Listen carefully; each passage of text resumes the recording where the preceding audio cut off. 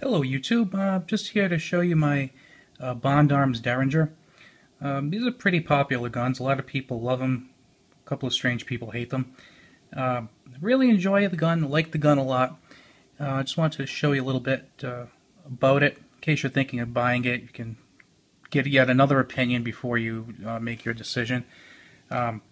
First off, this is an extremely well-made gun. I've used expensive guns, I've used cheap guns, I've used crap, and I've used high quality. This is definitely on the high quality side, and when you take the quality into account, the price really isn't bad. I paid about $360 for this particular firearm, and before we go any further, I will show you that there is nothing in the chamber.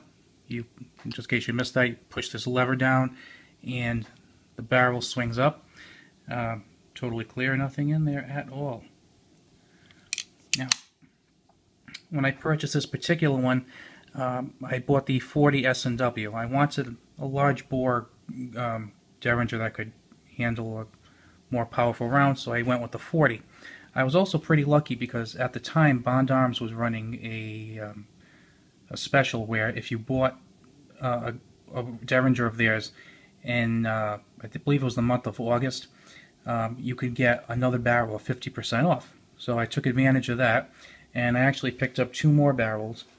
I picked up one of them in 9mm, and I picked up another in 45 long Colt 410 shot shells. This really, I don't see myself using that much. Just thought it was pretty cool, and it has the ejector since it uses rimmed ammunition. You know, between the price of using 45 slugs, I should say, and 45 buckshot, not the easiest to find, and really 410 buckshot's kind of worthless. 45 long Colt's kind of pricey, so it's something I might use occasionally, but I don't see myself using it that often. I actually do like the 9mm barrel. Very cool 9mm. Pretty easy to find and rather inexpensive, as you probably know. Same thing with the 40. Powerful, cheap, and easy to get. The only thing I did have to change on this was the grips. This is actually an extended grip. The original one looked really, really nice. It was probably like a rosewood grip, nicely carved, really, really nice grip. The problem was it was pretty small, and I have, again, big hands to use this gun. And what was happening was when I was firing it, it didn't really feel safe. It actually, just so I can show you, this grip, this extended grip, is rubber, so it gives you a better handle than the wood did. The wood kind of felt a little slippery.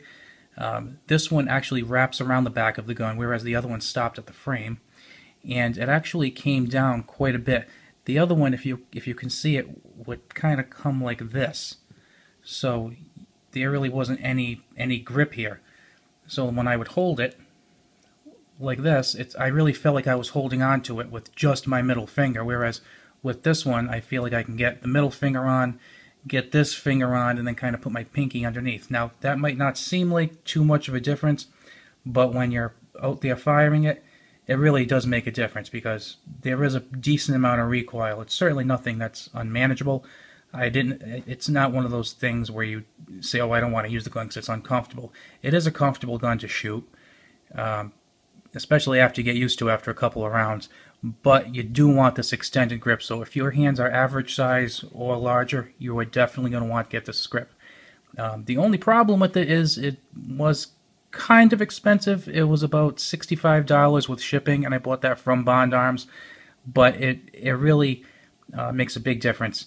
It goes from making your firearm difficult to use to pretty easy to use. So I would just factor that into the cost of buying the gun and just buy it initially. It's a lot easier that way. Now, just a couple other basic things about this gun. This is a single action Derringer, so as you probably know, you have to cock this hammer back to shoot. And then after you pull the trigger is a little bit different. You kind of have to pull it down and back a little bit. And there's also a safety here, crossbar safety. So right here, safety's off. You can see there's a little bit of an orange tab in there, reddish orange tab, and then just press that in, and now the safety's on. The best thing about this gun is I feel very safe about it, between it being in single action, having single action. The hammer rebounds, it does not actually touch any of the rounds that are in there. And plus you have the safety. I would feel very comfortable carrying this. Now I know some people would criticize it and they'd say, well, it only has 2 rounds. What are you going to do with that? You know, in that regard, if you are in a big major, shootout and you feel you need 20 rounds, then by all means have 20 rounds if it makes you happy. I know a lot of people would like something like this as a backup carry, and I think it's very good for something like that. Other people might think if you have a gun, it could potentially diffuse a situation, because, I mean, really the whole purpose of carrying a handgun is to save your life. And if a criminal knowing you have a gun can diffuse a situation, kind of make them change their mind and turn away, then you have a big win. But I can understand people saying they'd rather have a higher capacity. In that respect, my cat, having this gun I think is definitely better than nothing. And at the very least, even if you don't want to carry it, because it is pretty weighty actually, it's just a lot of fun to take to the range, and it is another firearm in the collection. So just hold this up for you to take a good look at it, and just let you know this is something that I have never ever regretted buying. Taken this to the range several times. I'm very happy with it, and it's one of my favorites in my collection.